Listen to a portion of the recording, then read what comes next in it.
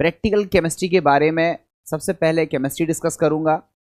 जब प्रैक्टिकल की chemistry discuss हो जाएगी देन उसके बाद मैं प्रैक्टिकल को कैसे लिखा जाता है, प्रैक्टिकल में क्या क्या लिखना होता है, ये सारी बातों को एक एक करके डिस्कस करूंगा। तो मैं चाहूँगा कि प्रैक्टिकल केमिस्ट्री के जो वीडियोस मैं बना रहा हूँ उस वीडियोस में आप सभी लोग एक कंटिन्यूएशन के साथ जुड़े।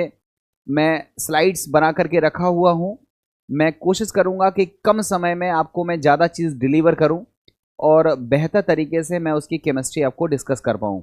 तो जो भी बच्चे प्रैक्टिकल्स को सीखना चाहते हैं या फिर जो भी टीचर्स अपने बच्चों को प्रैक्टिकल सिखाना चाहते हैं और बच्चों से कहीं ना कहीं उनका इंटरेक्शन रेगुलर नहीं हो पाता है, मैं उनसे भी रिक्वेस्ट करूंगा कि इस वीडियोस के माध्यम से आप अपने बच्चे को प्रैक्टिकल की शुरुआती नॉलेज दे सकते हैं। बाकी सारी चीज़ें आप खुद इसको एनहेंस कर सकते हैं।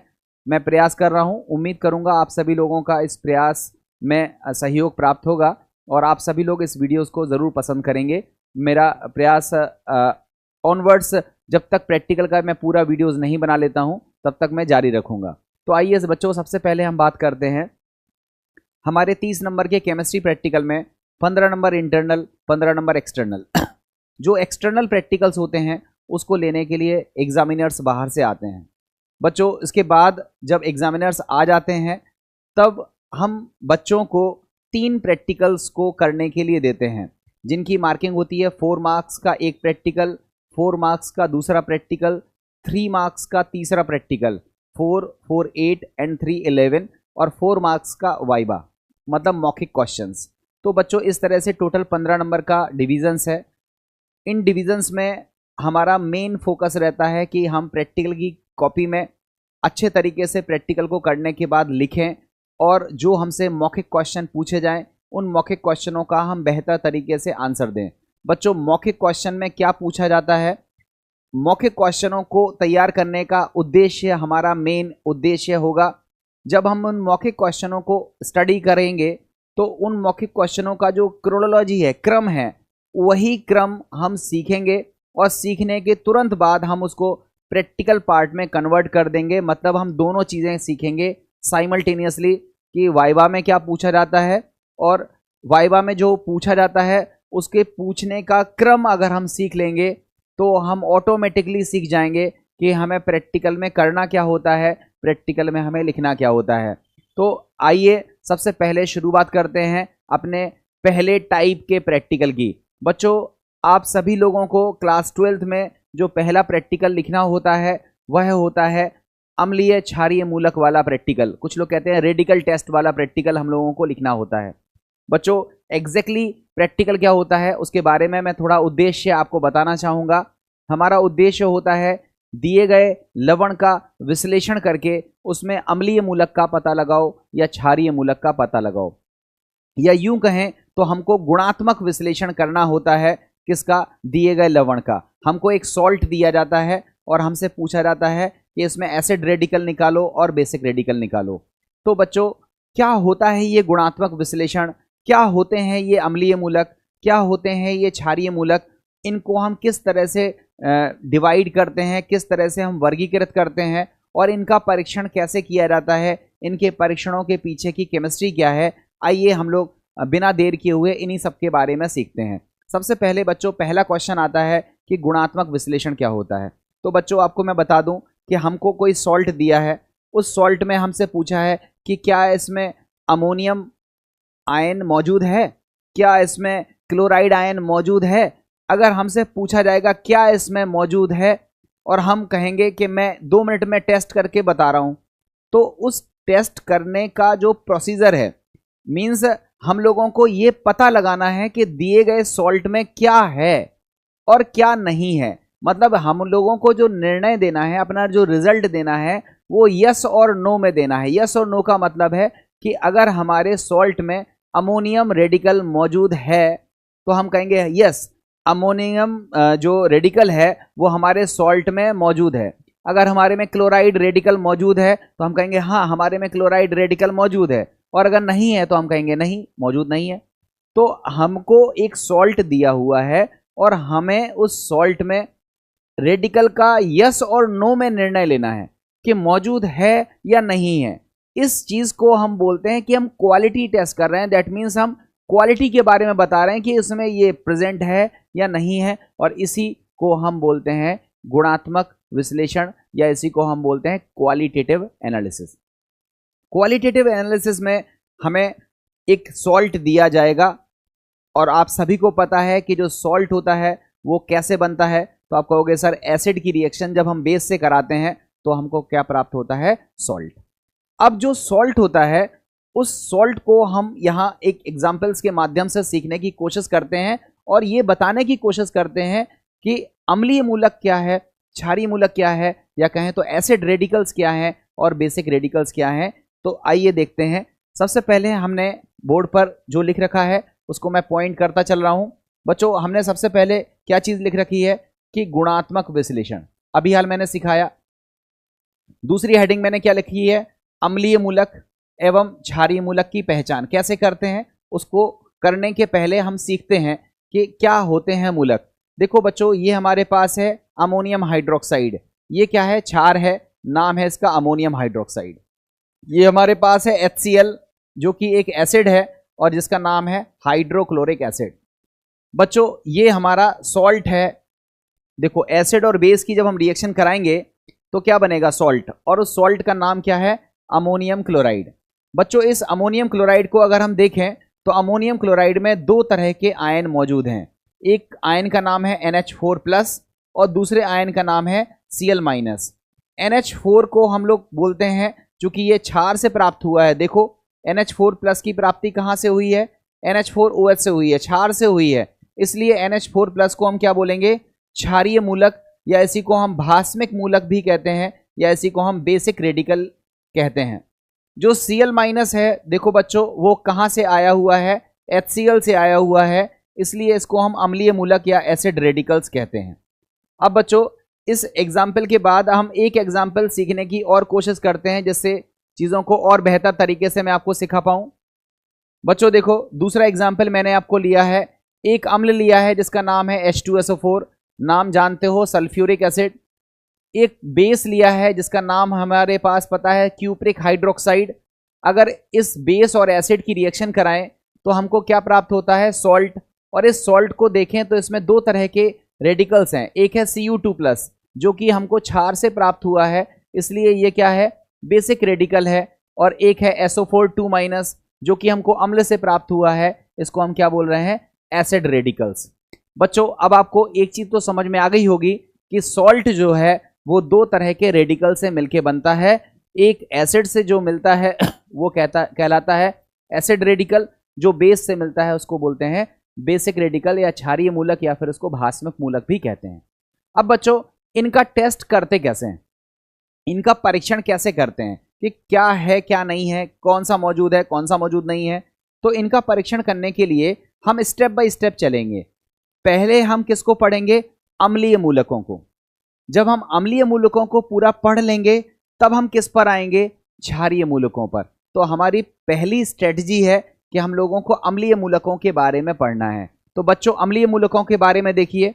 देखो बच्चों हमने हेडिंग लिखी हुई है, ध्यान से देखना बच्चों, सारा चीज बोर्ड पर मौजूद है। आपको कम टाइम में मैं बताना चाहता हूं, इसलिए मैंने ऐसा लिख रखा है जिससे समय कम लगे और आपको चीजें बेहतर तरीके से मैं समझा पाऊं। ठीक है, थोड़ा कम समय में मैं बताना चाहता हूं, इसलिए ये चीज लिखी हुई है।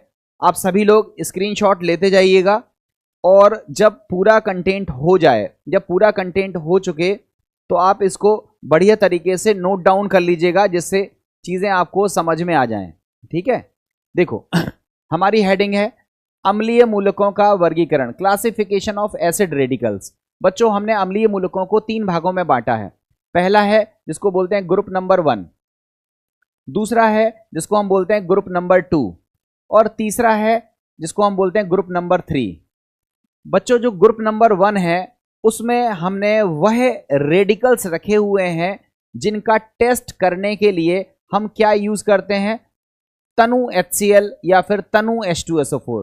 डाइल्यूट HCl या फिर डाइल्यूट H2SO4 का अगर हम यूज करते हैं और हमारे रेडिकल्स अगर हमको प्राप्त हो जाते हैं तो उसको हम किस ग्रुप में रखते हैं? ग्रुप नंबर 1 में। ध्यान से समझना बच्चों, हमारे पास सॉल्ट है, ठीक है, उस सॉल्ट का टेस्ट करने के लिए हम सबसे पहले क्या करते हैं, डाइल्यूट H2SO4 मिलाते हैं, या फिर डाइल्यूट H2SO4 नहीं है तो डाइल्यूट HCl मिलाएंगे, दोनों में से कोई एक चीज मिलाएंगे, डाइल्यूट HCl मिला दो या फिर डाइल्यूट H2SO4 मिला दो। अगर हमारा रिजल्ट आता है तो इसका मतलब वो रेडिकल्स किस ग्रुप का है, ग्रुप नंबर 1 का है। मान लो हमने डाइल्यूट H2SO4 मिलाया या डाइल्यूट HCl मिलाया और कोई रिएक्शन नहीं हुई, तो इसका मतलब ग्रुप नंबर 1 प्रेजेंट नहीं है। अब जब प्रेजेंट नहीं है तो क्या होगा, हम उस सब्सटेंस को अलग रख देंगे, एक दूसरी टेस्ट ट्यूब लेंगे, उसमें फिर थोड़ा सा सब्सटेंस डालेंगे, सब्सटेंस मतलब लवण, सॉल्ट डालेंगे, और अब हम क्या मिलाएंगे, कॉन्सेंट्रेटेड सांद्र H2SO4 मिलाएंगे या सांद्र HCl मिलाएंगे। ध्यान से समझना, पहले डाइल्यूट मिलाएंगे, रिएक्शन आई या टेस्ट कुछ दिखा, रिएक्शन कुछ होते हुए दिखी तो ग्रुप नंबर 1 प्रेजेंट, और अगर रिएक्शन नहीं हुई तो हम उसको अलग कर देंगे, दूसरी बार सॉल्ट लेंगे, उसमें अब हम क्या मिलाएंगे, कॉन्सेंट्रेटेड H2SO4 मिलाएंगे, कॉन्सेंट्रेटेड HCl मिलाएंगे और देखेंगे कि क्या रिएक्शन हो रही है।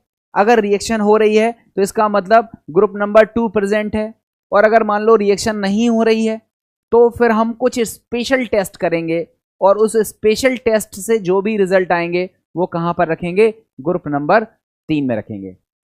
तो बच्चों आपको एक चीज तो समझ में आ गई कि पहले हमको क्या लेना है, सॉल्ट, और सॉल्ट को लेने के बाद हमको क्या करना है, उसको आइडेंटिफाई करना है कि इसमें कौन सा अम्लीय मूलक है, और अगर अम्लीय मूलक हम लोगों को निकालने हैं तो हम क्या करेंगे, सॉल्ट का थोड़ा थोड़ा सैंपल लेंगे और पहले क्या मिलाएंगे, डाइल्यूट H2SO4 या डाइल्यूट HCl।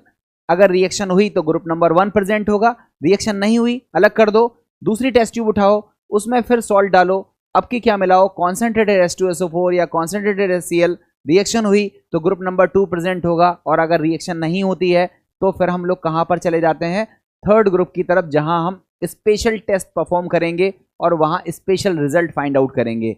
अब कैसे टेस्ट फाइंड आउट होते हैं उसको सीखने से पहले मैं आपको ग्रुप नंबर 1 में कौन से रेडिकल्स हैं उनको बताना चाहूंगा। बच्चों ग्रुप नंबर 1 में हमारे 5 रेडिकल्स हैं। पहला है कार्बोनेट, ठीक है, दूसरा है एसीटेट, तीसरा है सल्फाइड, चौथा है सल्फाइड और पांचवा है नाइट्राइट। ये 5 रेडिकल्स हैं जिनका टेस्ट डाइल्यूट H2SO4 से या डाइल्यूट HCl से प्राप्त होता है या निकलता है। तो इनको हमने कहाँ रखा है, ग्रुप नंबर 1 में। चेक कर लो, देखो ग्रुप नंबर 1 में क्या है, पहला है कार्बोनेट। सभी बच्चे इसका फॉर्मूला जरूर याद कर लें, क्योंकि कुछ बच्चों को फॉर्मूला ही नहीं आता है, वो सॉल्व करते रहते हैं, पता नहीं क्या लिखते हैं, फॉर्मूला ही गलत लिख देते हैं। तो बच्चों पहला फॉर्मूला है कार्बोनेट, जिसका सूत्र होता है CO3 बच्चों याद रखना, CO3 को हम क्या बोलते हैं, कार्बोनेट। दूसरा सूत्र होता है सल्फाइड, सल्फाइड का जो फॉर्मूला होता है वह क्या होता है, S2 को हम लोग क्या बोलते हैं, सल्फाइड। सल्फाइड के बाद तीसरा होता है सल्फाइट, सल्फाइट और सल्फाइड में कंफ्यूजन हो जाता है, तो देखो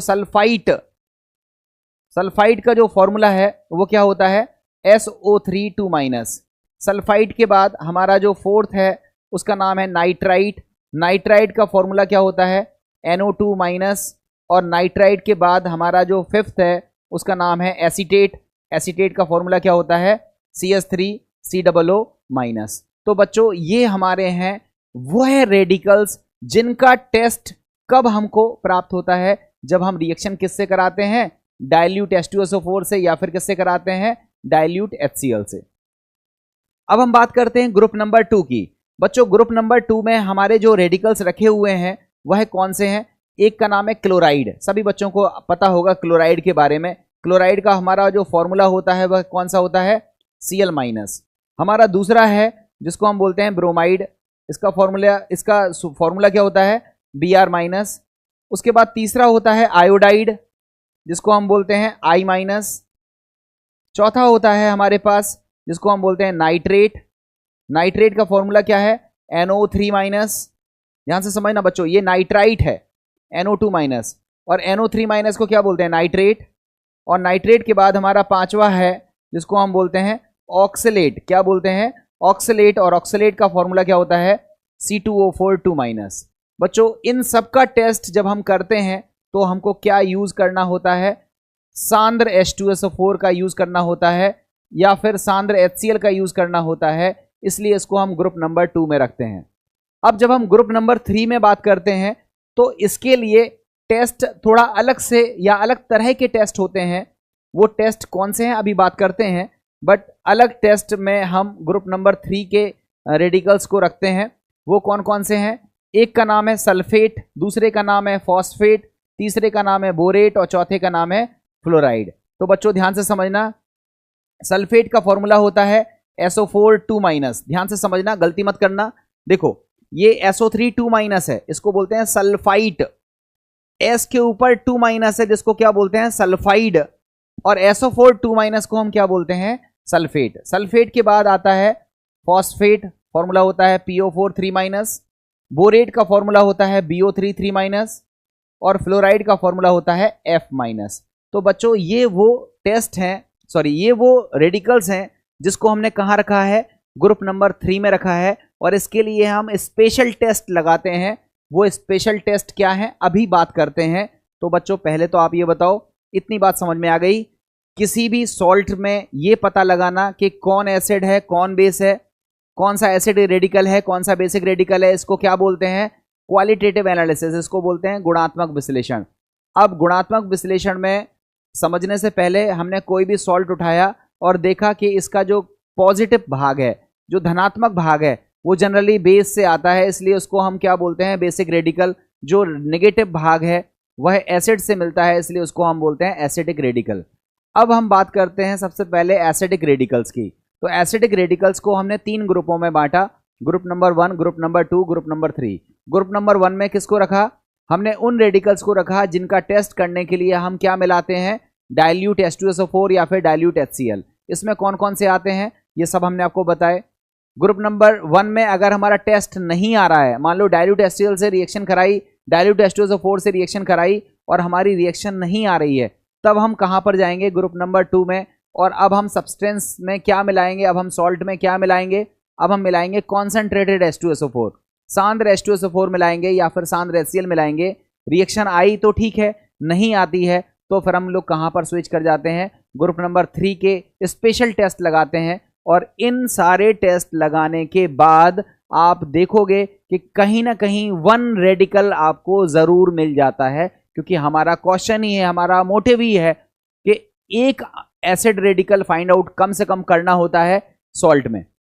हमको एक सॉल्ट दिया जाता है और हमसे पूछा जाता है कि एक एसिड रेडिकल पता लगाओ और एक एल्कलाइन या बेसिक रेडिकल का पता लगाओ। बच्चों जब हम डिग्री कॉलेज में जाएंगे या हायर क्लास में जाएंगे तो वहां पर एक सॉल्ट नहीं मिलेगा, बल्कि 2-3 सॉल्ट को मिक्स कर दिया जाएगा और फिर क्या बोला जाएगा कि कौन कौन से एसिड रेडिकल्स हैं वो सारे पता लगाओ। मतलब 2 एसिड रेडिकल्स पता लगाओ, 2 बेसिक रेडिकल्स पता लगाओ, या 3 एसिड रेडिकल्स पता लगाओ, 3 बेसिक रेडिकल्स पता लगाओ।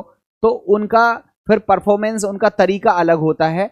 मैं अभी सिंपल तरीके से सिंपल सॉल्ट का, एक सिंगल सॉल्ट में एक एसिड रेडिकल और एक बेसिक रेडिकल्स का पता लगाने का मेथड सिखा रहा हूं।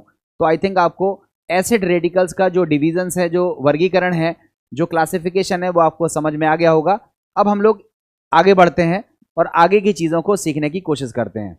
बच्चों ये हमारी स्लाइड नंबर 1 थी, इसमें आपको चीज़ें समझ में आ गई होंगी। अब हम लोग बात करते हैं स्लाइड नंबर 2 की। ध्यान से देखना बच्चों, बड़ा सिंपल सा मैंने ड्राफ्टिंग करी हुई है आपके लिए, जिससे आपको चीज़ें जल्दी समझ में आए। बच्चों ध्यान से समझना, जल्दी समझा पाऊँ इसलिए मैंने ये सारी चीज़ें आपके लिए नोट डाउन करके रखी हैं। अगर आपको कहीं भी दिक्कत आती है, कुछ भी दिक्कत आती है, तो आप कृपया करके इस टॉपिक में मुझे बता सकते हैं। मैं कोशिश करूंगा कि अपनी गलतियों को सुधारूं और आपको कुछ और बेहतर बताने की कोशिश करूं। देखो बच्चों, ये हमारे पास क्या है? ये हमारे पास है सॉल्ट। हमने आपको क्या बताया था? ये हमारे पास है सॉल्ट। इस सॉल्ट में हमने सबसे पहले क्या मिलाया? हमने देखो क्या मिलाया इसमें? डाइल्यूट H2SO4 मिलाया। देखो ये लिखा है डाइल्यूट H2SO4। आप चाहो तो डाइल्यूट HCl मिला सकते हो। डाइल्यूट HCl या डाइल्यूट H2SO4 मिलाया। मिलाने के बाद यहां रिएक्शन हुई और रिएक्शन होने के बाद यहां पर क्या निकली? गैस।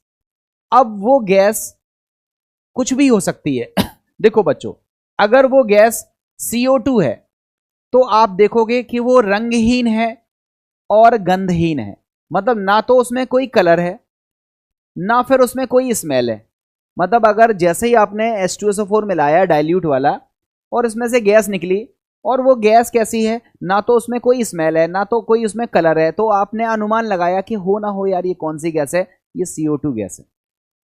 फिर आपने कहा चलो ठीक है, किसी लड़के ने मिलाया और कोई गैस निकली, वो CO2 नहीं थी, मतलब वो ये वाली गैस नहीं थी। भाई रिजल्ट तो पांचों तो आएंगे नहीं, रिजल्ट आपके, रिजल्ट तो कोई एक आएगा। तो अगर कोई गैस निकली जो कैसी है, कलरलेस है, ओडरलेस है, ना तो उसमें कलर है ना तो रंग है ना तो उसमें स्मेल है, तो हमारा प्रिडिक्शन कहां होगा कि वो कौन सी गैस है, CO2।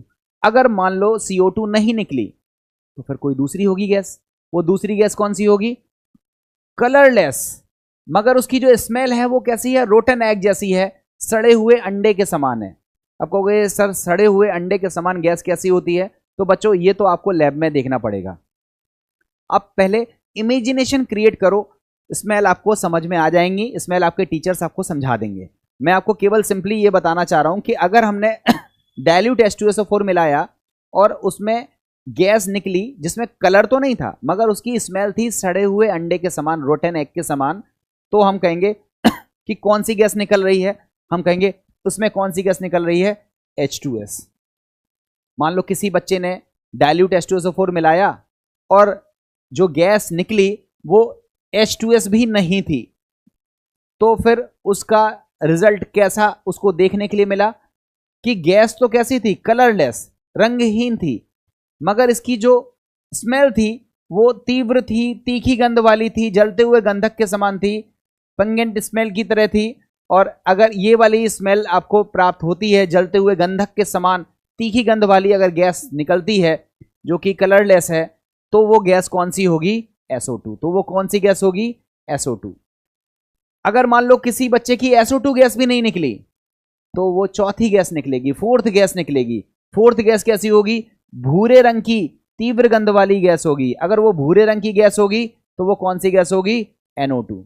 मान लो किसी की भूरे रंग की गैस भी नहीं निकली तो फिर एक नई गैस निकलेगी जो कि रंगहीन होगी, मगर इसकी स्मेल कैसी होगी, सिरके के समान होगी, और वो गैस किसकी होगी, CH3COOH की होगी। तो इन पांचों में से कोई ना कोई रिजल्ट आपको मिल जाएगा, या हो सकता है कि कोई भी रिजल्ट आपको ना मिले। ध्यान से सुनना, हमने क्या बोला, हमने सबसे पहले क्या लिया, सॉल्ट, और उस सॉल्ट में क्या मिलाया, डाइल्यूट H2SO4। अब डाइल्यूट H2SO4 मिलाने के बाद हमने क्या देखा कि या तो रिएक्शन होगी या रिएक्शन नहीं होगी। अगर रिएक्शन नहीं है तो ये पांचों चीजें उसमें प्रेजेंट नहीं है, पांचों चीजें प्रेजेंट नहीं है, रिएक्शन ही नहीं हो रही है। और अगर मान लो हमने डाइल्यूट H2SO4 मिलाया और मिलाने के बाद हमें कुछ देखने के लिए मिला कि भाई वो कौन सी गैस है जो निकल रही है, तो वो गैस कोई एक होगी ना। वो कौन सी होगी, वो हो सकता है रंगहीन गंधहीन हो, वो हो सकता है रंगहीन हो मगर सड़े हुए अंडे के समान हो, वो हो सकता है रंगहीन हो और उसकी जो गंध है वो जलते हुए गंधक के समान तीखी गैस हो, दम घोटने वाली गैस हो, वो हो सकता है कि भूरे रंग की गैस हो, या वो हो सकता है कि रंगहीन हो और गंध कैसी हो, सिरके जैसी हो। कुछ ना कुछ तो होगा, जब रिएक्शन हो रही है तो कुछ ना कुछ तो दिखेगा। अब पांचों चीजें नहीं दिखेंगी, दिखेगी कोई एक चीज। तो जो चीज आपको दिखे आप वहीं से आगे बढ़ोगे। हम मान लेते हैं कि CO2 गैस निकल रही है, रंगहीन गंधहीन गैस निकल रही है, वो गैस आपने कहा कि ये गैस कौन सी है, CO2। कोई पूछ ले कि सर कैसे पता लगाओगे कि ये गैस CO2 है, क्या कोई और गैस नहीं होती है जो रंगहीन है गंधहीन है, जैसे ऑक्सीजन। आप बताओ सांस लेते हो, क्या आपको ऑक्सीजन दिखती है कि ये देखो हरे पीले रंग की ऑक्सीजन है, ऐसा तो नहीं होता है। आप सांस लेते हो तो कहीं सांस लेने में स्मेल तो नहीं आती है तो ऑक्सीजन गैस से सांस ले रहे हैं। तो आप देखो ऑक्सीजन गैस भी ही रंगहीन गंधहीन है, ठीक है, CO2 गैस भी रंगहीन गंधहीन है।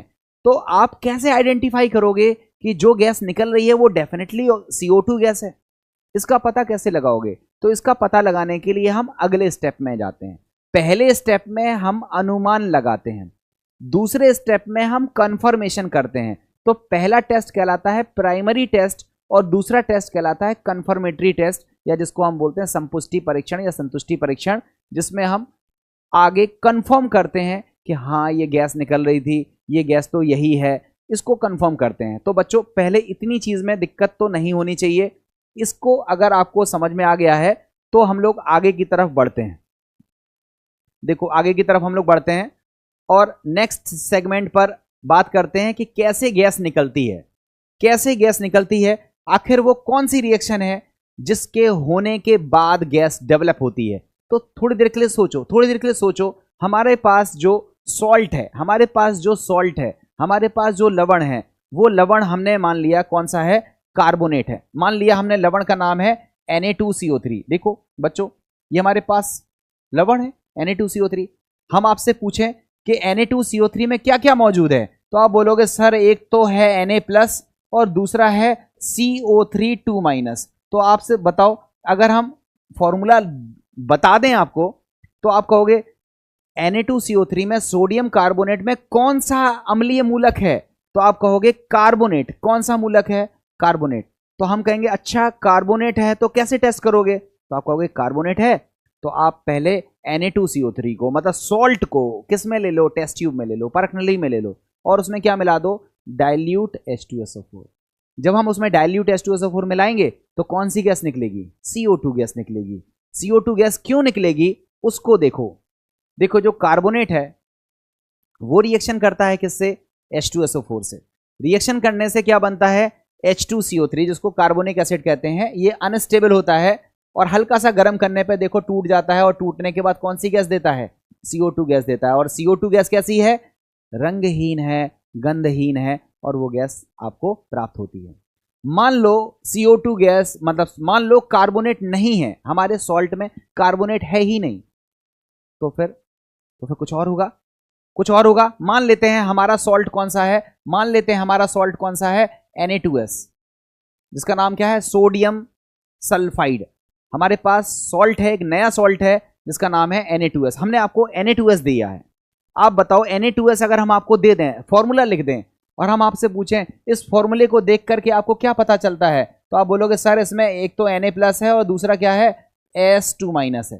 तो हमने कहा S2- का नाम क्या होता है, आपने कहा सर S2- का नाम होता है सल्फाइड। क्या नाम होता है, सल्फाइड। हमने कहा सल्फाइड का टेस्ट कैसे करते, तो आपने कहा सर आपने सिखाया था सल्फाइड वाला सॉल्ट ले लो, सल्फाइड वाला सॉल्ट ले लो और उसमें क्या मिला दो, डाइल्यूट H2SO4। अगर सड़े हुए अंडे जैसी गंध निकलती है, रंगहीन गैस होगी और उसकी गंध कैसी है, सड़े हुए अंडे के समान, तो फिर उसमें कौन सा रेडिकल मौजूद है, सल्फाइड मौजूद है। तो सल्फाइड का टेस्ट कैसे किया जाता है, उसका केमिस्ट्री देखो। देखो सल्फाइड अगर मौजूद होगा तो वो H2SO4 से रिएक्शन करेगा और देखो कौन सी गैस बनाएगा, H2S। और ये जो गैस कैसी होती है, रंगहीन है मगर स्मेल कैसी है, सड़े हुए अंडे के समान है। तो अगर ये वाली गैस निकलती है तो हमको क्या पता चलता है कि उसमें कौन सा रेडिकल मौजूद है, सल्फाइड। अगर CO2 गैस निकलती है तो हमें क्या पता चलता है कि उसमें क्या मौजूद है, कार्बोनेट। अब मान लो कार्बन डाइऑक्साइड गैस नहीं निकली, अब मान लो सल्फाइड गैस भी नहीं निकली, सॉरी H2S गैस भी नहीं निकली, तो अब हमारा दिमाग ठनक गया। हमने सोचा कि फिर वो कैसी गैस है। हमने फिर माना कि तीसरा एक सॉल्ट है, हमने एक तीसरा सॉल्ट दे के रखा है, उस सॉल्ट का नाम है Na2SO3। इसका नाम क्या है, इसका नाम है सोडियम सल्फाइड। इसका नाम क्या है, सोडियम सल्फाइड। तो बच्चों सोडियम सल्फाइड सॉल्ट किस में टूटेगा, आपने कहा सर Na+ में टूटेगा और किस में टूटेगा, तो SO3 2- में टूटेगा। आप बताओ SO3 2- को क्या बोलते हैं, SO3 2- को बोलते हैं सल्फाइट। क्या बोलते हैं, सल्फाइट। तो अगर हमारे सॉल्ट में सल्फाइट रेडिकल है तो उसका टेस्ट कैसे होगा, तो आपने कहा सर सॉल्ट लेंगे और उसमें क्या मिलाएंगे, डाइल्यूट H2SO4 या फिर डाइल्यूट HCl। और अगर मिलाने के बाद हमको गैस मिले, कौन सी गैस मिले, जो कैसी हो, रंगहीन हो मगर जिसकी गंध कैसी हो, जलते हुए सल्फर के समान तीखी गंध हो, सूंघने के बाद आपको गले में एकदम दम घुटने वाली गंध की फीलिंग आए, तो इसका मतलब वो गैस कौन सी है, सल्फर डाइऑक्साइड गैस है। वो गैस कैसे बनती है, तो आप देखो उसकी केमिस्ट्री कि जब SO3 2- जो है वो H2SO4 के साथ जब रिएक्शन करता है तो रिएक्शन के बाद क्या मिलता है, H2SO3 ये अपघटित हो जाता है और एट लास्ट हमको क्या देता है, SO2 गैस। और यही SO2 गैस कैसी है, जलते हुए सल्फर के समान है, तीखी गंध वाली गैस है, दम घोटने वाली गैस है। और इस गैस का मिलना इस बात का इंडिकेशन है कि हमारे सॉल्ट में क्या मौजूद है, हमारे सॉल्ट में मौजूद है SO3 2-। अब बच्चों देखते हैं कि माना हमारी गैस CO2 नहीं निकली, कोई रंगहीन गंधहीन नहीं थी, हमारी गैस में तो सड़े अंडे जैसी गंध भी नहीं थी, हमारी गैस जलते हुए सल्फर के समान भी नहीं थी, हमारी गैस तो भूरे रंग की थी। और आप बताओ अगर हमको भूरे रंग की गैस मिलती हुई दिख जाए तो भूरे रंग की गैस का मिलना हमें क्या बात को इंडिकेट करेगा, उसको सोचो। भूरे रंग की गैस कैसे मिलेगी? उसके लिए हमने फिर से एक नया सॉल्ट सोच लिया, उसका नाम था NaNO2। ये बच्चों देखो NaNO2 सोडियम नाइट्राइड। आप बताओ ये किस में टूटेगा? तो आपने कहा सर ये टूटेगा Na+ में, और किस में टूटेगा? NO2- में। तो आप बताओ इसका नाम क्या है? इसका नाम है नाइट्राइट। इस रेडिकल का नाम क्या है? नाइट्राइट। तो अगर हमारे पास नाइट्राइट है तो हम क्या करेंगे? हम उसमें डाइल्यूट H2SO4 डालेंगे, और डाइल्यूट H2SO4 डालने के बाद अगर वहां पर हमें भूरे रंग की गैस मिलती है तो वो भूरे रंग की गैस होती है नाइट्रोजन डाइऑक्साइड की। NO2 की गैस का कलर होता है भूरा, और NO2 गैस का बनना हमको इस बात का इंडिकेशन है कि उसमें कौन सा रेडिकल मौजूद है? उसमें रेडिकल मौजूद है NO2-। रिएक्शन कैसे होती है? देखो NO2- H2SO4 से रिएक्शन करके क्या बनाता है? HNO2, और HNO2 अब घटित होकर के देखो हमको कौन सी गैस देता है? NO और NO2। और इस गैस का जो कलर होता है वो भूरा होता है, और यही भूरे रंग की गैस जो हमको मिलती है, यही गैस हमको बताती है कि हमारे उस सॉल्ट में कौन सा रेडिकल मौजूद है, तो NO2-। अब फॉर एग्जांपल हमारी गैस का कलर भूरा भी नहीं है, ना रंगहीन है, ना गंधहीन है, ना सड़े हुए अंडे के समान गैस निकली, ना गैस निकली जिसकी गंध जलते हुए सल्फर के समान भी नहीं थी, और हमारी गैस जो है वो भूरे रंग की भी नहीं थी। हमारी गैस तो बड़ी अटपटी थी, उसमें जो गंध आ रही थी वो सिरके के समान आ रही थी। सिरका जनरली अचार में डलता है, आपने अचार के दौरान देखा होगा, स्मेल सिरके की सब लोग जानते होंगे। ना जानते हो, विनेगर आपका मार्केट में मिलता है, उससे आप स्मेल समझ सकते हैं कि सिरके की गंध आती है। तो अगर सिरके की गंध आती है तो किस वजह से आती है? थोड़ा सोच के देखो। मान लो हमारे सॉल्ट का नाम है CH3COONA, इसका नाम है सोडियम एसीटेट। अब बताओ सोडियम एसीटेट किस में टूटेगा? तो आप बोलोगे CH3COO- में टूटेगा, और किस में टूटेगा? Na+ में। हम पूछें कि इसको क्या बोलते हैं, आप कहोगे इसको बोलते हैं एसीटेट। हमने कहा अगर एसीटेट हमारे पास है, अगर हमारे पास एसिड रेडिकल में क्या मौजूद है? एसीटेट मौजूद है। तो एसीटेट का टेस्ट करने के लिए हम लोग क्या करते हैं? एसीटेट का टेस्ट करने के लिए हम उसमें क्या मिलाते हैं? Dilute H2SO4। और डाइल्यूट H2SO4 जब रिएक्शन करता है तो हमको क्या बनता है? एसिटिक अम्ल। और इसकी जो गंध है वो सिरके के समान होती है। तो सिरके के समान अगर आपको गंध निकलती हुई दिखती है तो इसका मतलब वो गंध किस चीज़ की है? एसिटिक अम्ल की है। और ये गंध जब हमको सिरके के समान दिखाई देती है तो ये हमको बताता है कि हमारे उस सॉल्ट में कौन सा रेडिकल है, कौन सा एसिडिक रेडिकल है। तो आंसर है CH3COO-। तो बच्चों आप बताओ, इसमें किसी बच्चे को दिक्कत नहीं होनी चाहिए। तो अगर हम आपसे पूछें ग्रुप नंबर 1 का टेस्ट कैसे करते हैं, तो आप बोलोगे सबसे पहले हम सॉल्ट लेंगे, सॉल्ट लेने के बाद उसमें डाइल्यूट H2SO4 मिलाएंगे, डाइल्यूट H2SO4 नहीं है तो डाइल्यूट HCl मिलाएंगे, रिएक्शन होगी अगर, तो फिर उसका ऑब्जर्वेशन देखेंगे कि वो गैस कैसी है। रंगहीन गंधहीन है तो CO2, रंगहीन सड़े अंडे जैसी गैस है तो H2S, रंगहीन जलते हुए सल्फर के समान तीखी गंध वाली दम घुटने वाली गैस है तो SO2, अगर भूरे रंग की गैस है तो NO2, और अगर सिरके जैसी गंध वाली गैस है तो CH3COOH होगी। इस गंध से, इस कलर से हम क्या अनुमान लगाएंगे कि हमारे उस सॉल्ट में कौन सा रेडिकल मौजूद है? या तो कार्बोनेट होगा। कार्बोनेट कब होगा? जब CO2 गैस निकलेगी। सड़े हुए अंडे के समान गैस निकल रही है तो कौन सा रेडिकल होगा? सल्फाइड। अगर जलते हुए गंधक के समान गैस निकल रही है तो वो कौन सा रेडिकल होगा? सल्फाइड। अगर भूरे रंग की गैस निकल रही है तो क्या होगा? नाइट्राइट। और अगर सिरके के समान गैस निकल रही है तो उसमें कौन सा होगा? एसीटेट। तो इससे हमारा प्राइमरी टेस्ट हो जाता है, शुरुआती टेस्ट हो जाता है, इसको बोलते हैं test number 1, primary test. It is not a confirmatory test, ये संपुष्टि परीक्षण नहीं है, इसको अभी हम फर्दर टेस्ट करेंगे। कोई कहे ये गैस CO2 है तो मान थोड़े ना लेंगे कि CO2 गैस है, हमें उस गैस को प्रूफ करना पड़ेगा कि CO2 गैस है तो कैसे है। तो इसी चीज़ को हम लोगों को आगे प्रूफ करना पड़ेगा। तो आइए देखते हैं अपनी नेक्स्ट स्लाइड में, जहां पर हम आगे कुछ फर्दर टेस्ट की बात करने वाले हैं। बच्चों ध्यान से सीखो, बहुत अच्छे तरीके से इसको बनाने में काफ़ी टाइम लगता है।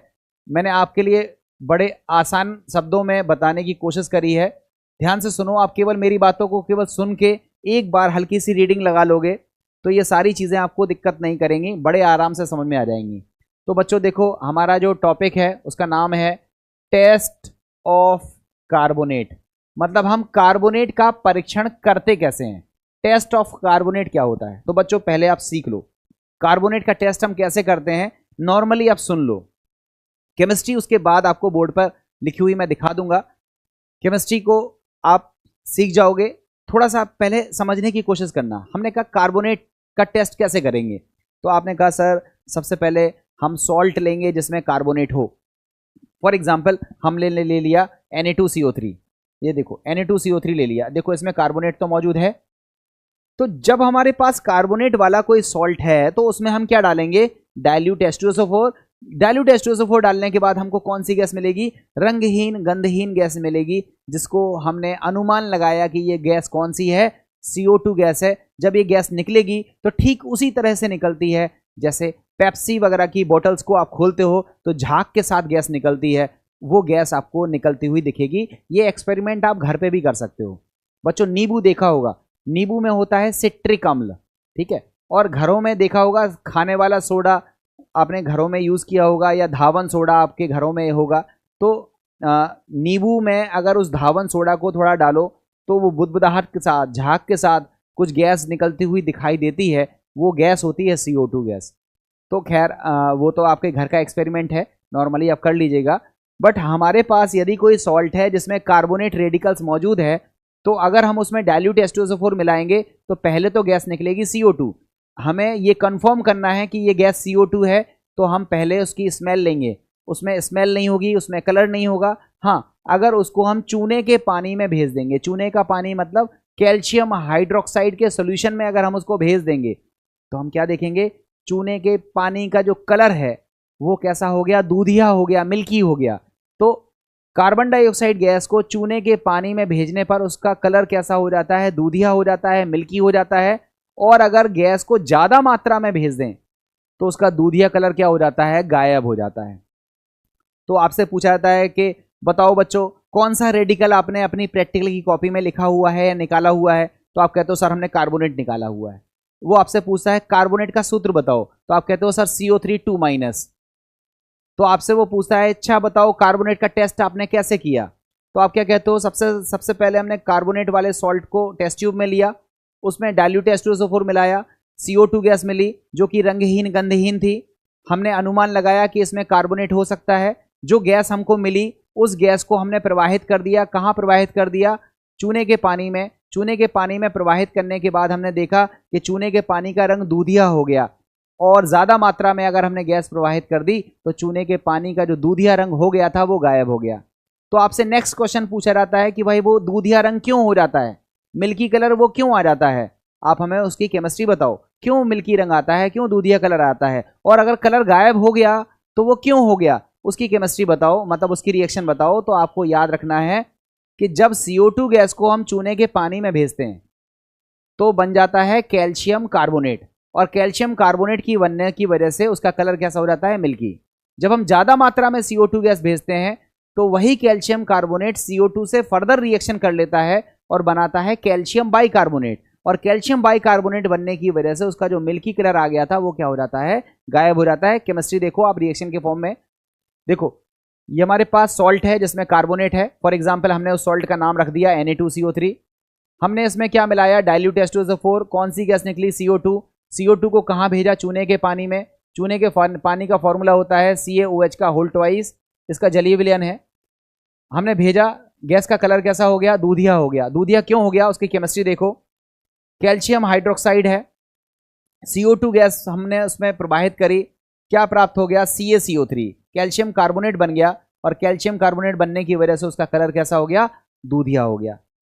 आगे अगर फिर से गैस प्रवाहित और करते रहोगे, ज्यादा मात्रा में गैस प्रवाहित करोगे, तो क्या बन जाएगा, कैल्शियम बाइकार्बोनेट बन जाएगा। और बाइकार्बोनेट का कलर नहीं होता है, मीन्स दूधिया कलर गायब हो जाएगा। वो घुलनशील होता है, घुल जाएगा। कैल्शियम कार्बोनेट घुलनशील नहीं होता है, इसलिए अघुलनशील होने की वजह से उसका कलर कैसा आ जाता है, दूधिया आ जाता है। तो ये कार्बोनेट का टेस्ट है। तो सभी बच्चे कार्बोनेट का टेस्ट बता सकते हैं।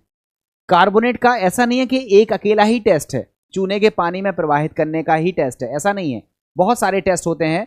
मैंने एक टेस्ट बताया है जो ज़्यादातर आपकी नोटबुक वगैरह में टीचर्स लिखाते हैं। जो आपकी प्रैक्टिकल केमिस्ट्री की किताब जब आप देखते हो तो उसमें ये वाला टेस्ट दिया रहता है, इसलिए मैंने इस टेस्ट को ज़्यादा डिस्कस किया। इसके अलावा भी बहुत सारे टेस्ट हैं जहाँ से हम कार्बोनेट का पता लगा सकते हैं। देखो बच्चों, एक एक्स्ट्रा टेक्स्ट मैंने लिखा हुआ है, उसको आप समझ लो। देखो, कार्बोनेट अगर हमारे में है तो हम उसमें क्या मिलाते हैं, बेरियम क्लोराइड का सोल्यूशन।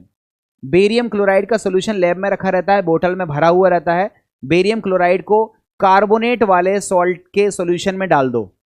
सॉल्यूशन में डालोगे तो कार्बोनेट जो होगा वो बेरियम क्लोराइड के साथ रिएक्शन करेगा और क्या बनाएगा, बेरियम कार्बोनेट। क्या बनाएगा, बेरियम कार्बोनेट। और बेरियम कार्बोनेट अघुलनशील होता है तो नीचे बैठ जाएगा सफेद अवक्षेप के रूप में। तो कोई अगर आपसे पूछे कि कार्बोनेट का क्या कोई और टेस्ट होता है, तो आप बोलोगे हाँ होता है। कार्बोनेट वाला सॉल्ट अगर हमारे पास है तो उसका पहले एक्वस सॉल्यूशन बनाओ, जलीय घोल बनाओ, और घोल बनाने के बाद उसमें क्या मिला दो, बेरियम क्लोराइड मिला दो। बेरियम क्लोराइड मिलाने के बाद आप देखोगे कि बेरियम कार्बोनेट बनेगा, जिसका सफेद अवक्षेप आपको प्राप्त हो जाएगा। ये कार्बोनेट का दूसरा टेस्ट है। कार्बोनेट के बाद हम लोग बात करते हैं नेक्स्ट टेस्ट की, जिसका नाम है, देखो टेस्ट का नाम है टेस्ट ऑफ सल्फाइड। S2- का टेस्ट कैसे होता है, आपसे पूछा जाता है कौन सा रेडिकल निकाला, आप कहते हो सर सल्फाइड निकाला। बोले सल्फाइड का सूत्र क्या होता है, आप कहते हो सर S2-। पूछता है टेस्ट कैसे किया था, तो आप कहते हो सर पहले सल्फाइड रेडिकल वाला सॉल्ट हमने लिया और उसमें क्या मिलाया, डाइल्यूट H2SO4।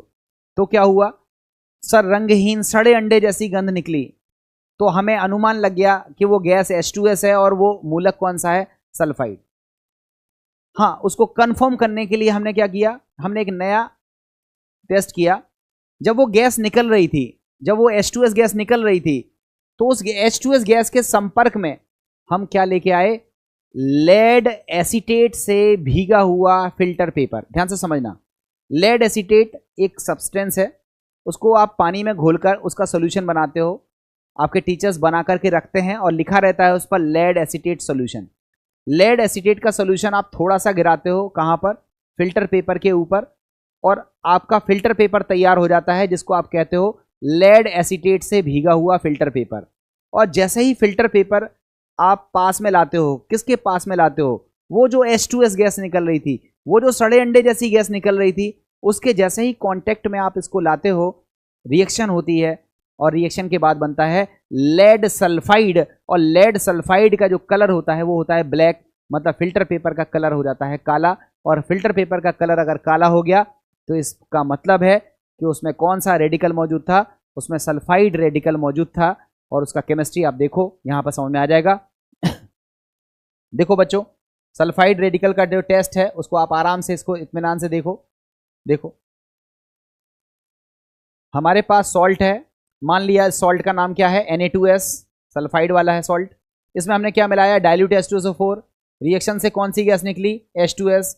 इस H2S गैस के लिए हमने क्या मिलाया, लेड एसीटेट से भीगा हुआ फिल्टर पेपर। पहले तो ये जो H2S गैस थी ये रंगहीन और सड़े अंडे जैसी वाली गैस थी। इसमें हमने क्या मिलाया, लेड एसीटेट से भीगा हुआ फिल्टर पेपर मिलाया। तो आप देखो फिल्टर पेपर ब्लैक हो गया, फिल्टर पेपर FP मतलब फिल्टर पेपर ब्लैक हो गया।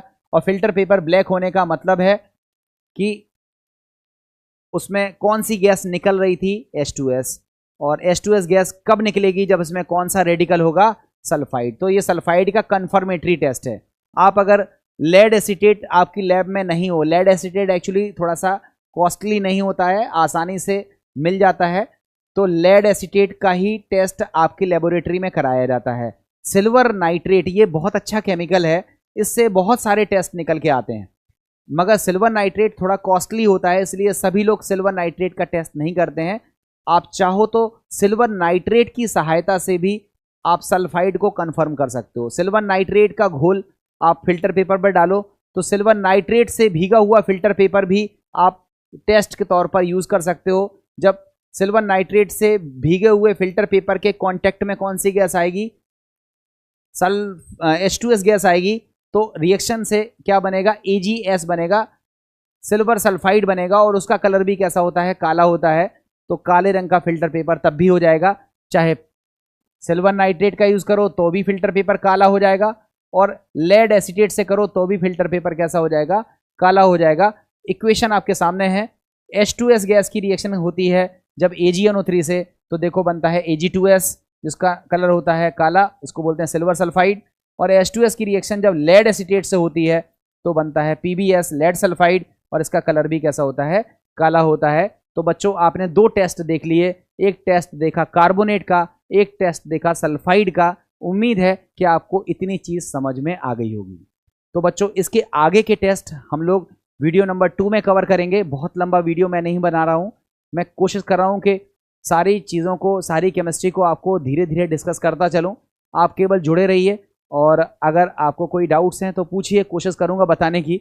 और यदि समझ में आया हो, अच्छा लगा हो, तो इस वीडियो को अपने दोस्तों को भी भेजिए और ज़्यादा से ज़्यादा बच्चों तक इसको पहुंचाइए, जिससे उनको केमिस्ट्री की जो प्रैक्टिकल की जो नॉलेज है, जो कहीं ना कहीं स्किप हो जाती है। थ्योरी तो बच्चे बहुत अच्छे पढ़ते हैं, बट प्रैक्टिकल में वीक हो जाते हैं, उन्हें नहीं समझ में आता है कि क्या केमिस्ट्री को पढ़ना है, उसके पीछे का लॉजिक क्या है।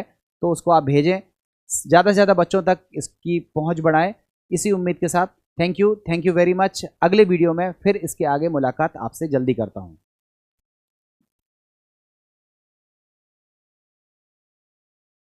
गुड मॉर्निंग स्टूडेंट्स, आप सभी लोगों का आज की प्रैक्टिकल केमिस्ट्री की क्लास में बहुत बहुत स्वागत है। स्टूडेंट्स, जैसा कि हम लोगों ने डिस्कस किया था पिछले वीडियो में, हम लोग प्रैक्टिकल केमिस्ट्री को लेकर के कुछ एक वीडियोस बना रहे हैं, जिसमें प्रैक्टिकल केमिस्ट्री के सारे बेसिक कॉन्सेप्ट जो है वो मैं कवर करने की कोशिश करूँगा। उस प्रैक्टिकल वीडियो के फर्स्ट पार्ट में मैंने आपको सिखाया था कि क्वालिटेटिव एनालिसिस या कहें तो गुणात्मक विश्लेषण क्या होता है। उसके बाद गुणात्मक विश्लेषण के दौरान ही हम लोगों के प्रैक्टिकल का जो फर्स्ट प्रैक्टिकल होता है, जिसमें हमको एक सॉल्ट दिया हो जाता है और हमसे कहा जाता है कि एक अम्लीय मूलक और एक क्षारीय मूलक की पहचान करो। तो हमारा जो बेसिकली उद्देश्य है वो है दिए गए लवण में एक अम्लीय एवं एक क्षारीय मूलक की पहचान करो। इस उद्देश्य की पूर्ति के लिए, मतलब ये जो प्रैक्टिकल है इसको करने के लिए हमें शुरुआती बेसिक नॉलेज होनी ज़रूरी है। हमने आपको उस टॉपिक में बताया था कि लवण क्या होते हैं। आपको पता होगा अम्ल क्षार की क्रिया से लवण बनते हैं, और जब हम लवण को ऑब्जर्व करते हैं तो हम क्या पाते हैं कि लवण जो है वो दो प्रकार के आयनों से मिलकर बना होता है। एक होता है धनायन जो कि क्षार से प्राप्त होता है, उसे हम क्षारीय मूलक कहते हैं या बेसिक रेडिकल्स कहते हैं या भास्मक मूलक कहते हैं। और जो भाग ऋणात्मक होता है वो अम्ल से आता है, जिसे हम अम्लीय मूलक कहते हैं या एसिड रेडिकल कहते हैं। इस एसिड रेडिकल्स के डिविजन्स को हम लोगों ने कल देखा था। हमने आपको बताया था कि हमने इनको 3 ग्रुप्स में बांटा है। ग्रुप नंबर 1 में हम उन रेडिकल्स को रखते हैं जो डाइल्यूट H2SO4 या डाइल्यूट HCl के साथ रिएक्शन करते हैं। उसके बाद कॉन्सेंट्रेटेड H2SO4 के साथ जो रिएक्शन करते हैं उनको हमने ग्रुप नंबर 2 में रखा था। और इसके बियॉन्ड या जिसमें कुछ स्पेशल टेस्ट लगते हैं या जिसकी कैटेगरी में कुछ एक डिफरेंसेस आपको देखने के लिए मिलेंगे, उनको हमने ग्रुप नंबर 3 में रखा हुआ था। तो ग्रुप नंबर 1 के टेस्ट को हम लोगों ने पढ़ना स्टार्ट किया था। ग्रुप नंबर 1 में हम लोगों ने 5 रेडिकल्स को रखा था। उनमें से पहला नाम था कार्बोनेट, दूसरा नाम था सल्फाइड, तीसरा नाम था सल्फाइट, चौथा नाम था नाइट्राइट और पांचवा नाम था एसीटेट। इनमें से हमने 2 रेडिकल्स के टेस्ट प्रॉपर तरीके से पढ़ लिए थे। एक का नाम था कार्बोनेट और दूसरे का नाम था सल्फाइड। तो कार्बोनेट में हमने आपको बताया था डाइल्यूट H2SO4 के साथ हम रिएक्शन कराते हैं ऐसे सॉल्ट्स की जिसमें कार्बोनेट मौजूद रहता है। हम देखते हैं कि वहाँ रिएक्शन के बाद कार्बन डाइऑक्साइड गैस निकलती है सनसनाहट के साथ या बुदबुदाहट के साथ, और ये जो कार्बन डाइऑक्साइड गैस रहती है ये रंगहीन गंधहीन रहती है। इस कार्बन डाइऑक्साइड गैस को रिकन्फर्म करने के लिए हमने इसको चूने के पानी में भेजा।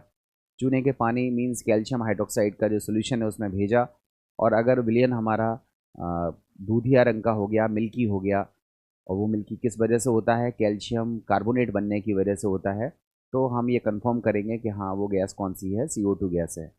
और इस CO2 गैस का बनना इस बात का इंडिकेशन है कि हमारे सॉल्ट में क्या मौजूद है, कार्बोनेट मौजूद है। इसी तरह से हमने सल्फाइड का टेस्ट भी आपको बताया था कि जिस सॉल्ट में सल्फाइड मौजूद हो, सल्फाइड मौजूद हो, S2-, जिस भी सॉल्ट में सल्फाइड मौजूद हो, हम उसकी रिएक्शन डाइल्यूट H2SO4 के साथ कराते हैं। हमें रोटन एग या सड़े हुए अंडे के समान गंध निकलती है, रंगहीन गैस होती है ये। और अगर ये गैस के संपर्क में हम लोग लेके आए किसको, इस गैस के संपर्क में हम लोग लेके आते हैं लेड एसीटेट से भीगा हुआ फ़िल्टर पेपर। तो लेड एसीटेट से भीगा हुआ जो फ़िल्टर पेपर होता है वो काले रंग का हो जाता है, या फिर सिल्वर नाइट्रेट से भीगा हुआ जो फ़िल्टर पेपर है वो काले रंग का हो जाता है। इससे कंफर्म हो जाता है कि हमारे उस सॉल्ट में सल्फाइड रेडिकल जो है वो मौजूद है। ये बच्चों जो स्लाइड थी, लास्ट स्लाइड, वो आपके सामने दिख रही है। इस स्लाइड में आप खुद से देख सकते हैं, ये हमारा कार्बोनेट का टेस्ट है। ये पूरा का पूरा यहाँ से लेके यहाँ तक कार्बोनेट का टेस्ट है, और यहाँ नीचे की तरफ हमारा सल्फाइड का टेस्ट है। मैंने कल इसको डिस्कस कर दिया था। आज हम लोग इसके आगे के टॉपिक पर बात कर रहे हैं। बच्चों, मैं आगे के टॉपिक पर बात करूं उससे पहले मैं एक रिक्वेस्ट छोटी सी करना चाहता हूं। बच्चों, ये बहुत बेसिक चीज़ें हैं, बच्चों को नहीं आती हैं, छोटे छोटे टेस्ट होते हैं, परफॉर्म आप लोग नहीं करते हो, और इवन उसकी केमिस्ट्री भी आपको नहीं डिस्कस की जाती है। तो सभी लोगों को आने वाले समय में इससे रिलेटेड कई सारी समस्याएं प्रोड्यूस होती हैं।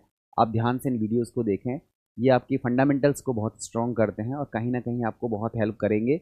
सो इसलिए गैप मत करो और सभी वीडियोस को क्रम से देखना, ठीक है। चलिए, अब हम लोग बिना टाइम वेस्ट किए हुए डायरेक्टली हम लोग टॉपिक की तरफ आते हैं। हमारा जो टेस्ट है वो बेसिकली टेस्ट है हमारा सल्फाइड का। ध्यान से देखना बच्चों, मैं कोशिश कर रहा हूँ कि आपको सारे टेस्ट को बड़े इजीली फॉर्म में समझा ले जाऊँ। देखो, लिखा है test of sulphide. Sulphide that means जिसका फॉर्मूला होता है SO3 2-, इसे हम बोलते हैं सल्फाइड। बच्चों, सल्फाइड का टेस्ट कैसे किया जाता है उसका तरीका समझो आप। हमारे पास कोई भी सॉल्ट है ना, हमारे पास कोई भी सॉल्ट है। फॉर एग्जांपल हमने मान लिया Na2SO3 है, Na2SO3 है, Na2SO3 है। तो आप खुद से देख लो, Na2SO3 में ये जो SO3 है ये बेसिकली किस फॉर्म में है, SO3 2- के फॉर्म में है। दैट मीन्स ये सल्फाइड रेडिकल्स इसमें मौजूद है। हमें कंफर्म करना है कि सल्फाइड है। तो बच्चों, टेस्ट को देखो, हम लोग 3 टेस्ट यहाँ पर सीक्वेंशियल वे में बोलेंगे, ध्यान से सुनना। पहला टेस्ट है कि सबसे पहले हम सॉल्ट लेते हैं। कौन सा सॉल्ट लेते हैं? जिसमें सल्फाइड रेडिकल रहता है। उसकी रिएक्शन हम किससे कराते हैं? उसकी रिएक्शन हम कराते हैं डाइल्यूट H2SO4 से। जब हम रिएक्शन कराते हैं तो हमको एक गैस मिलती है जो रंगहीन होती है, मगर इसकी जो गंध है वो जलते हुए सल्फ़र के समान बहुत तीव्र होती है, और बहुत दम घोटने वाली जैसी गंध आपको स्मेल करने के बाद पता चलती है। तो ये गैस जो है वो कौन सी गैस होती है? Sulphur dioxide gas. तो हम क्या बोलते हैं कि हमने सॉल्ट लिया, उस सॉल्ट में हमने डाइल्यूट H2SO4 मिलाया, और डाइल्यूट H2SO4 मिलाने के बाद अगर SO2 गैस निकलती है, जिसकी पहचान मैंने हल्की सी आपको हिंट करी है, अगर SO2 गैस निकलती है तो उसमें कौन सा रेडिकल मौजूद रहता है? सल्फाइड मौजूद रहता है, SO3 2- मौजूद रहता है। अब बात आती है, वो जो गैस है वो सूंघने में इतनी हार्ड होती है, मतलब उतनी तीव्र गंध होती है, दम घुटने वाली होती है कि ज़्यादा गैस सूंघ ली जाए तो फिर आपको नुकसान हो सकता है। तो जनरली बच्चे क्या है, सूंघने में या स्मेल करने में थोड़ा सा झिझकते हैं, वो सूंघते नहीं हैं। उनसे कहो कि लो सूंघ के देखो, तो वो सांस रोक लेते हैं, और उसके बाद वो प्रिटेंड करते हैं, ऐसा बहाना करते हैं, हाँ उनको आ गया है। तो इसको कंफर्म कैसे करें, मतलब हम कैसे पता लगाएं कि वो गैस सल्फर डाइऑक्साइड है? खासकर उन बच्चों के लिए जिनको सूंघना बिल्कुल पसंद नहीं है, जो खराब गैस नहीं सूंघ सकते हैं। तो ऐसा करने के लिए हमारे पास 2 टेस्ट होते हैं, जिसको अपन लोग कहते हैं कन्फर्मेटरी टेस्ट, या जिसको हम बोलते हैं संपुष्टि परीक्षण। कन्फर्मेटरी टेस्ट में क्या होता है कि जो SO2 गैस हमारी निकली हुई है, उस SO2 गैस को हम कहाँ भेजते हैं? चूने के पानी में भेजते हैं। चूने का पानी मतलब कैल्शियम हाइड्रोक्साइड के सोल्यूशन में भेजते हैं। और कैल्शियम हाइड्रोक्साइड के सोल्यूशन में भेजने पर उसका जो कलर है वो कैसा हो जाता है? मिल्की हो जाता है, जैसे कार्बन डाइऑक्साइड का हो जाता था। उसी तरह से इसका भी कलर कैसा हो जाता है, मिल्की हो जाता है। और ज़्यादा मात्रा में अगर हम गैस भेज देंगे तो उसका मिल्की कलर गायब हो जाएगा, जैसे CO2 में हो जाता था। ठीक है, तो यहाँ पर लोग कंफ्यूज हो जाते हैं कि भाई वो गैस फिर CO2 है या फिर वो गैस SO2 है। बेटा CO2 जो गैस थी उसमें कलर नहीं था, उसमें स्मेल नहीं थी, कलरलेस ओडरलेस गैस थी। मगर जो सल्फर डाइऑक्साइड गैस है वो कलरलेस ज़रूर है, मगर इसमें गंध बहुत तीव्र होती है। तो एक तो गंध, और दूसरा ये कन्फर्मेटरी टेस्ट के चूने के पानी में भेजने पर इसका जो कलर है वो कैसा हो जाता है, मिल्की हो जाता है, दूधिया हो जाता है। क्यों हो जाता है? तो आपको आंसर याद रखना है, कैल्शियम सल्फाइड बनने की वजह से इसका जो कलर है वो मिल्की हो जाता है, और कैल्शियम बाइसल्फाइड बनने की वजह से इसका जो मिल्की कलर है वो क्या हो जाता है, गायब हो जाता है। तो बच्चों ये टेस्ट आपको लर्न करने हैं कि ऐसे किया जाता है, करके देखेंगे तो हम लोगों को और बेहतर चीज़ें क्लियर हो जाएंगी। वैसे जो उसकी केमिस्ट्री है वो मैं अभी डिस्कस कर रहा हूँ बोर्ड पर, स्लाइड पर, बट ये एक टेस्ट है जिससे हम कंफर्म कर सकते हैं कि वो जो SO2 गैस निकल रही थी वो गैस डेफिनेटली कौन सी गैस थी, SO2 ही थी। इसको हमने चूने के पानी में भेज करके इसको कंफर्म कर लिया। अब हमारी बात आती है कि क्या कोई और टेस्ट नहीं है, क्योंकि इस टेस्ट में तो हमें कन्फ्यूज़न हो रही है कि कार्बन डाइऑक्साइड भी तो मिल्की कलर बना रही थी, और उसके लिए भी हमने देखा था कि अगर एक्सेस में CO2 गैस को पास करें तो मिल्की कलर गायब हो जाता है। तो बच्चों इसका एक और बेहतरीन टेस्ट है और शानदार टेस्ट है, इवन सिंपल टेस्ट है। टेस्ट क्या है कि हम लोग एक फ़िल्टर पेपर लेंगे, उस फिल्टर पेपर में हम दो चीज़ें मिलाएंगे। पहली चीज़ क्या मिलाएंगे, पोटेशियम डाइक्रोमेट को पानी में घोल देंगे। थोड़ा सा पोटेशियम डाइक्रोमेट हम टेस्ट ट्यूब में लेंगे और थोड़ा सा उसको घोल देंगे, शेक कर देंगे। तो पोटेशियम डाइक्रोमेट को घोल दिया, थोड़ा सा विलयन उस फिल्टर पेपर पर गिरा दिया, तो फिल्टर पेपर का जो फिल्टर पेपर है वो पोटेशियम डाइक्रोमेट से कवर्ड हो गया। मतलब उस फिल्टर पेपर पर क्या लग गया, पोटेशियम डाइक्रोमेट लग गया, K2Cr2O7 लग गया। थोड़ा सा H2SO4 भी लो और वो भी उसमें गिरा दो। तो अब हम कहेंगे हमारे फिल्टर पेपर में दो चीज़ें लग चुकी हैं। पहली चीज़ लगी है पोटेशियम डाइक्रोमेट, और दूसरी चीज़ क्या लगी हुई है, H2SO4। अब इस फिल्टर पेपर को आप उठाओ, कहाँ से पकड़ना है, जहाँ पर आपने K2Cr2O7 और H2SO4 नहीं गिराया है। ऐसा समझो ये हमारे पास फिल्टर पेपर है, इसके इतने हिस्से में आपने क्या गिरा दिया, इतने हिस्से में क्या गिरा दिया, K2Cr2O7, और इतने हिस्से में ही क्या डाल दिया, थोड़ा सा H2SO4। बाकी ये वाला हिस्सा क्या है, अभी साफ सुथरा है। तो आप इस फिल्टर पेपर को यहाँ से पकड़ो और इसको कहाँ पर रखो, आप अपनी परख नली या जो टेस्ट ट्यूब है उसके ऊपर इसको रख दो। और परख नली में ऑलरेडी क्या मौजूद है, परख नली में मौजूद क्या है, सोडियम सल्फाइड, या कहें तो कोई भी सॉल्ट जिसमें सल्फाइड मौजूद है। और उसमें क्या डाल रखा है आपने, H2SO4 डाल रखा है, डाइल्यूट H2SO4 डाल रखा है। तो जब इसमें से आप देखोगे कौन सी गैस निकलेगी तो आप कहोगे सर इसमें तो SO2 गैस निकलेगी। तो वो जो SO2 गैस है जब इस कांटेक्ट में आएगी, इसके कांटेक्ट में आएगी, तो कांटेक्ट में आने के बाद हम क्या देखेंगे कि इस फिल्टर पेपर का कलर हरा हो गया, ग्रीन हो गया। K2Cr2O7 जो है वो ऑरेंज कलर का होता है, नारंगी रंग का होता है। तो पहले फिल्टर पेपर का जो कलर था वो हल्का नारंगी था, मगर जब इसमें से SO2 गैस निकली टेस्ट ट्यूब से और उसने फिल्टर पेपर के कांटेक्ट में जब वो आई तो एक रिएक्शन हुई, और रिएक्शन के बाद क्या प्राप्त हुआ, क्रोमियम सल्फेट की प्राप्ति हुई, और हमारे फिल्टर पेपर का जो कलर है वो कैसा हो गया, ग्रीन हो गया, हरा हो गया। तो इस टेस्ट से भी हम कंफर्म कर सकते हैं कि वो जो गैस निकल रही थी वो गैस कौन सी थी, सल्फर डाइऑक्साइड गैस थी। तो बच्चों सल्फर डाइऑक्साइड गैस की पुष्टि आपने दो तरह से करी, या तो आपने चूने के पानी में भेज दी तो पानी का रंग दूधिया हो गया, और ज़्यादा मात्रा में भेज दी तो दूधिया कलर गायब हो गया, या तो इस तरह से टेस्ट करो।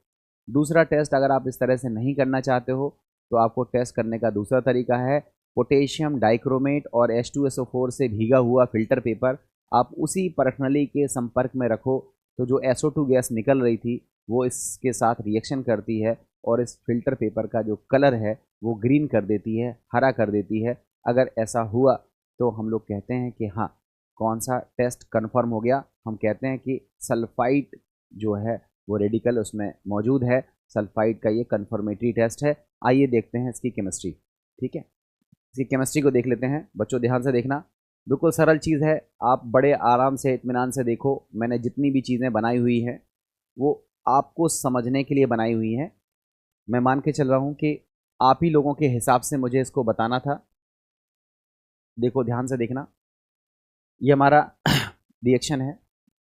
ये देखो हमारे पास सॉल्ट है। इस सॉल्ट का नाम हमने कौन सा ले लिया, Na2SO3। ठीक है, इस सॉल्ट में हमने क्या मिलाया, डाइल्यूट H2SO4। मिलाने के बाद कौन सी गैस निकली, CO2 gas, sorry SO2 gas. इस SO2 गैस का कलर कैसा होता है, तो आप कहोगे कलरलेस होती है, रंगहीन होती है। और इसकी जो स्मेल है वो बहुत तीव्र गंध होती है, पंगेंट स्मेल होती है। और इस गंध को आप कहते हो जलते हुए सल्फर के समान तीव्र गंध वाली गैस निकलती है। और इस गैस को कंफर्म करने के लिए हमारे पास 3 टेस्ट हैं। टेस्ट नंबर 1, जिसमें देखो हमने किसका यूज़ किया, लाइम वाटर, जिसका सूत्र होता है कैल्शियम हाइड्रोक्साइड। इसका कलर कैसा हो जाता है, मिल्की। आप इसी गैस को टेस्ट करने के लिए दूसरा टेस्ट यूज़ कर सकते हो, टेस्ट नंबर 2। टेस्ट नंबर 2 में हमने क्या यूज़ किया, अम्लीय, H+ लिखा हुआ है ना, दैट मीन्स अम्लीय potassium dichromate, acidic potassium dichromate, जिसका कलर कैसा होता है, ऑरेंज। और जब ये गैस इस ऑरेंज कलर के फिल्टर पेपर, FP मतलब फिल्टर पेपर के कांटेक्ट में आती है, फिल्टर पेपर का कलर कैसा हो जाता है, ग्रीन हो जाता है। ये 2 टेस्ट मैंने आपको अभी हाल बताए। एक तीसरा टेस्ट भी लिखा हुआ है कि अगर इस SO2 गैस के कांटेक्ट में हम क्या लाते हैं, एसिडिक अम्लीय पोटेशियम परमैंगनेट, अम्लीय पोटेशियम परमैंगनेट को लेके आते हैं। पोटेशियम परमैंगनेट आप सभी लोगों को पता है, जिसको हम लाल दवा के नाम से जानते हैं। इसका जो रंग होता है लाल बैंगनी मिक्सचर रहता है, मतलब फिल्टर पेपर का कलर कैसा रहता है, पर्पल। जब हम फिल्टर पेपर पर क्या डालते हैं, KMnO4 का घोल और थोड़ा सा H2SO4, तो फिल्टर पेपर का कलर कैसा था, पर्पल। और जब SO2 गैस उसके कांटेक्ट में आती है, टच करती है, तो हम क्या देखते हैं कि फिल्टर पेपर कैसा हो जाता है, कलरलेस हो जाता है। ठीक है, कलरलेस हो जाता है, या प्रैक्टिकली जब ऑब्जर्व करते हैं तो हल्का पिंक हो जाता है, कलरलेस हो जाता है, या फिर उसका कलर हल्का होता जाता है, कलरलेस की तरफ स्विच करता जाता है।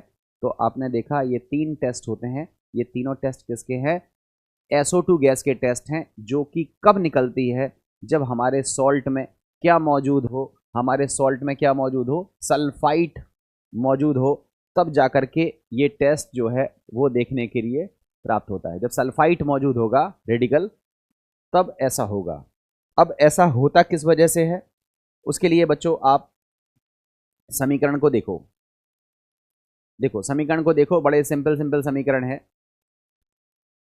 पहला देखो टेस्ट में क्या लिखा हुआ है, ये हमारे पास है पोटेशियम डाइक्रोमेट।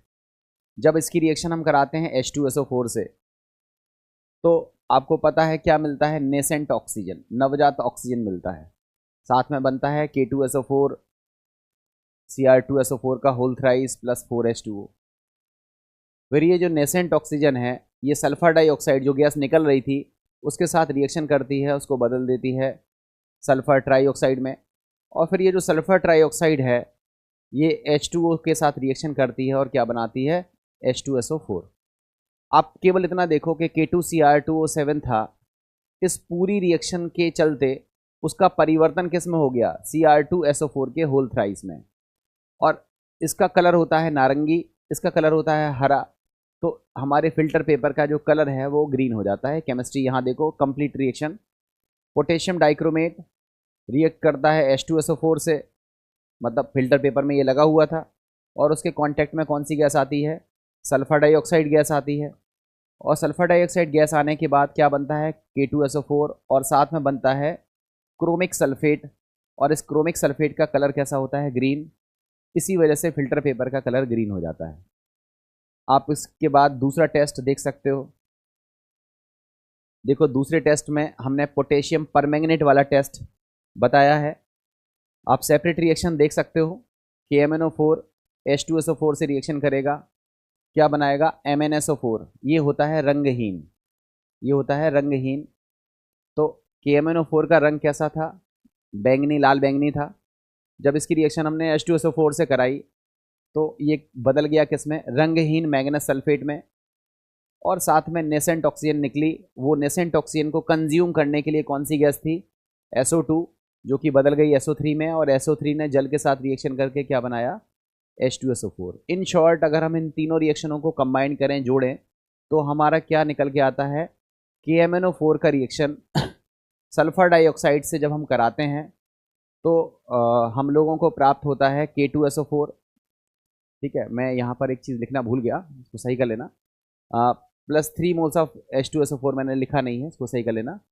तो KMnO4 जब सल्फर डाइऑक्साइड के साथ रिएक्शन करते हैं तो क्या बनता है? MnSO4। और MnSO4 कैसा होता है? कलरलेस होता है, इसलिए कलर जो है वो इसका गायब हो जाता है। लास्ट टेस्ट है, चूने के पानी में अगर हम सल्फर डाइऑक्साइड गैस भेज देते हैं तो क्या बनता है? Calcium sulphide. और ये इसकी वजह से कलर कैसा हो जाता है? मिल्की हो जाता है या दूधिया हो जाता है। तो बच्चों, ये हमारा सल्फाइड का टेस्ट था। सभी बच्चे ध्यान से इस टेस्ट को सीख लेंगे और समझ लेंगे। इसकी केमिस्ट्री मैंने बता दी है। बाकी जब आपसे पेपर में पूछा जाए कि सल्फाइड का टेस्ट बताओ तो आप बता सकते हो। इवन आप बहुत अच्छे से इसको डिस्कस कर सकते हो और किसी भी लेवल पर आप इसको एक्सप्लेन कर सकते हो। बहुत सारे इंटरव्यूज़ वगैरह में भी आपसे ये सब चीज़ें पूछी जाती हैं, तो आप आराम से इस चीज़ को बता ले जाओगे। ठीक है, तो उम्मीद कर रहा हूँ कि आपको सल्फाइड का टेस्ट समझ में आ गया होगा। अब बच्चों हम लोग आगे की तरफ चलते हैं। बच्चों आगे की तरफ चले उससे पहले मैं आपको बता दूं, ये पोटेशियम डाइक्रोमेट है, ये पोटेशियम परमैंगनेट है। ये दोनों ही आपके 12th क्लास के सिलेबस में है, पोटेशियम डाइक्रोमेट और पोटेशियम परमैंगनेट। तो ये जो रिएक्शन है ये तो आपको वैसे भी पढ़नी है। आप जब कहाँ पर पढ़ोगे? डी और एफ ब्लॉक में। तो पोटेशियम डाइक्रोमेट और पोटेशियम परमैंगनेट की रिएक्शंस आपको पढ़नी ही पड़ेंगी, वो तो पूछी ही जाती है। तो आपको इन रिएक्शनों को लर्न करना पड़ेगा। परेशान मत हो, लर्न करना ही पड़ेगा। अगर आप अच्छे बच्चे हैं और किसी एग्ज़ाम में बहुत अच्छे मार्क्स लाने की तैयारी कर रहे हैं तो आप कोई भी चीज़ छोड़ के नहीं चलते हो, तो आपको ये चीज़ें तो वैसे भी पढ़नी ही पड़ेंगी। तो इसको बोलते हैं टेस्ट ऑफ सल्फाइड, जहाँ हम सल्फाइड का परीक्षण पढ़ते हैं। तो बच्चों हम लोगों ने 3 टेस्ट पढ़ लिए। कार्बोनेट का टेस्ट हमारा हो गया, हमारा टेस्ट सल्फाइड का हो गया, और अब टेस्ट हमारा सल्फाइड का हो गया। अब बच्चों हमारा नेक्स्ट टेस्ट है, अगला टेस्ट है। उस अगले टेस्ट को आप देखो। टेस्ट हमारा है एसीटेट का। बच्चों ध्यान से देखना, ये हमारा टेस्ट है एसीटेट का। ये सिंपल टेस्ट होता है, एसीटेट का टेस्ट है, ये सिंपल टेस्ट है और ये आपको बड़े आसानी से समझ में आ जाएगा। ये हमारा टेस्ट है एसीटेट का। देखो एसीटेट सबसे पहले याद रखो, ये हमारा होता है CH3 COO-। इसको पढ़ा जाता है एसीटेट। क्या पढ़ते हैं इसको? एसीटेट। इसका टेस्ट कैसे किया जाता है, इसके स्टेप समझो। देखो बच्चों, 2 टेस्ट हम किसी भी रेडिकल का करते हैं। एक को बोलते हैं प्राइमरी टेस्ट, या जिसको बोलते हैं प्राथमिक परीक्षण, और दूसरा होता है कन्फर्मेटरी टेस्ट, जिसमें हम बोलते हैं संपुष्टि परीक्षण। प्राइमरी टेस्ट में हम लोग क्या करते हैं? पहले सॉल्ट लेते हैं जिसमें क्या मौजूद होता है? एसीटेट मौजूद होता है। और जिसमें एसीटेट मौजूद है हम उसकी रिएक्शन करते हैं डाइल्यूट H2SO4 से, या कहें तो डाइल्यूट HCl से। जब हम ये रिएक्शन करते हैं तो हमें एक गैस निकलती प्रतीत होती है, मतलब कलर तो उसमें नहीं होता है, रंग तो उसमें नहीं होता है, तो गैस तो कलरलेस होती है, मगर उसकी जो स्मेल होती है वो सिरके के समान होती है। तो सिरके के समान गंध वाली अगर गैस निकलती है तो हमारा प्रिडिक्शन होता है यार ये सिरके जैसी गंध तभी आ रही है जब इसमें से क्या निकल रहा होगा? एसिटिक अम्ल बाहर निकल रहा होगा। तो जब हम एसीटेट मूलक वाला कोई सॉल्ट डाइल्यूट H2SO4 के साथ रिएक्ट कराते हैं तो एसिटिक अम्ल बनने की वजह से सिरके जैसी गंध महसूस होती है। हमें समझ में आता है कि डेफिनेटली इसमें क्या होना चाहिए? एसीटेट मौजूद होना चाहिए। अब केवल इतने से हम कंफर्म नहीं करते हैं कि हाँ उसमें एसीटेट है। प्रिडिक्शन हमारा है 99%, हम श्योर होते हैं कि हाँ हो ना हो इसमें एसीटेट रेडिकल मौजूद है, मगर इसको हम रिकन्फर्म करने के लिए क्या करते हैं, इसको रिकन्फर्म करने के लिए हम क्या करते हैं कि वही जो एसीटेट वाला सॉल्ट था, उस सॉल्ट को हम पहले डिसॉल्व कर देते हैं, पानी में घोल देते हैं। जब वो घुल गया, अब उस घुले हुए सॉल्यूशन में हम मिलाते हैं न्यूट्रल FeCl3, उदासीन FeCl3। अब बात आती है सर वो ये उदासीन FeCl3 हम कैसे बनाते हैं। तो बच्चों उदासीन FeCl3 बनाने का तरीका ये होता है कि एक फ्रेश अलग से टेस्ट ट्यूब लो, उसमें फेरिक क्लोराइड का सोल्यूशन आप रख लो। फेरिक क्लोराइड का सोल्यूशन आपकी लैब में बना हुआ रहता है। आप फेरिक क्लोराइड का सोल्यूशन भर के उसमें थोड़ा सा डाल दो और 2 3 4 ड्रॉप 5 ड्रॉप आप उसमें अमोनियम हाइड्रोक्साइड का मिलाओ। जब आप अमोनियम हाइड्रोक्साइड का ड्रॉप मिलाओगे तो तब तक आपको अमोनियम हाइड्रोक्साइड मिलाना है जब उसमें रेड ब्राउन प्रेसिपिटेट बनना स्टार्ट जैसे ही होगा तुरंत रोक देना है। मतलब फेरिक क्लोराइड बेसिकली हल्का अम्लीय होता है और उसमें हम NH4OH मिलाते हैं तो उसको न्यूट्रलाइज करने की कोशिश करते हैं, और जैसे ही न्यूट्रलाइज हो जाता है तो हम कहते हैं फेरिक क्लोराइड का हमारा उदासीन विलयन बन गया। तरीका ये है। कुछ लोग क्या करते हैं, फेरिक क्लोराइड में एक्सेसिव वाटर मिला देते हैं तो भी वो कहते हैं कि हमारा न्यूट्रल FeCl3 बन गया। वो दोनों तरीके से रिजल्ट आता है। फेरिक क्लोराइड का हमने उदासीन विलयन बनाया और उसको किस में डाल दिया, उसको डाल दिया एसीटेट मूलक वाले सॉल्ट के एक्वस सॉल्यूशन में, जलीय विलयन में। और जैसे ही हम डालेंगे हम क्या देखेंगे, रेड कलर आ जाएगा, ब्लड रेड कलर आ जाएगा फेरिक एसीटेट का। फेरिक एसीटेट बन जाएगा और फेरिक एसीटेट का रेड कलर आ जाएगा, ब्लड रेड कलर आ जाएगा। और ब्लड रेड कलर का बनना इस बात की पुष्टि है, कंफर्मेशन है कि उसमें कौन सा रेडिकल मौजूद होता है, एसीटेट रेडिकल उसमें मौजूद होता है। तो मुझे लगता है ये पार्ट भी आपको समझ में आ गया होगा। रिएक्शन देखते हैं, समझ में आ जाएगा। देखो हमने क्या किया, हमने सॉल्ट लिया, सॉल्ट में क्या मिलाया, डाइल्यूट H2SO4, रिएक्शन हुई। रिएक्शन से कौन सी गैस निकली, CH3COOH, जिसकी कलर तो कुछ था नहीं, कलरलेस थी, मगर इसकी जो गंध थी विनेगर के समान थी, सिरके के समान थी। और इसका कांटेक्ट जब किससे हुआ, न्यूट्रल FeCl3 से, उदासीन FeCl3 से। तो उदासीन FeCl3 की 2-3 बूंद हमने जब इसमें डाली तो कैसा कलर आया, ब्लड रेड कलर आया, लाल रंग का कलर डेवलप हुआ। और आपने कंफर्म कर दिया कि इसमें क्या मौजूद है, इसमें मौजूद है CH3COO-, दैट मीन्स एसीटेट इसमें कंफर्म है। ठीक है। अब आपकी जानकारी के लिए कुछ चीज़ें लिखी हुई हैं। उदासीन FeCl3 का विलयन कैसे बनाया जाता है। देखो बच्चों क्या लिखा है, FeCl3 विलयन में NH4OH बूंद बूंद करके मिलाते हैं। जैसे ही लाल भूरे रंग का अवक्षेप बनना आरंभ हो, अमोनियम हाइड्रोक्साइड को मिलाना बंद कर देते हैं, विलयन को फिल्टर कर लेते हैं। और जो फिल्ट्रेट होता है, जो छनित्र होता है, उसे ही क्या कहते हैं, उदासीन FeCl3 कहते हैं। ये उदासीन FeCl3 एसीटेट मूलक से रिएक्शन करता है और क्या बनाता है, फेरिक एसीटेट का रेड कलर का विलयन बनाता है। और रेड कलर का विलयन बनना, ब्लड रेड कलर का विलयन बनना, इस बात का कंफर्मेशन है कि इसमें कौन सा रेडिकल मौजूद है, इसमें मौजूद है एसीटेट मौजूद है। ये बच्चों हमारा एसीटेट का टेस्ट हो जाता है। तो बच्चों आपने 4 टेस्ट पढ़ लिए, कार्बोनेट, सल्फाइड, सल्फाइट और एसीटेट।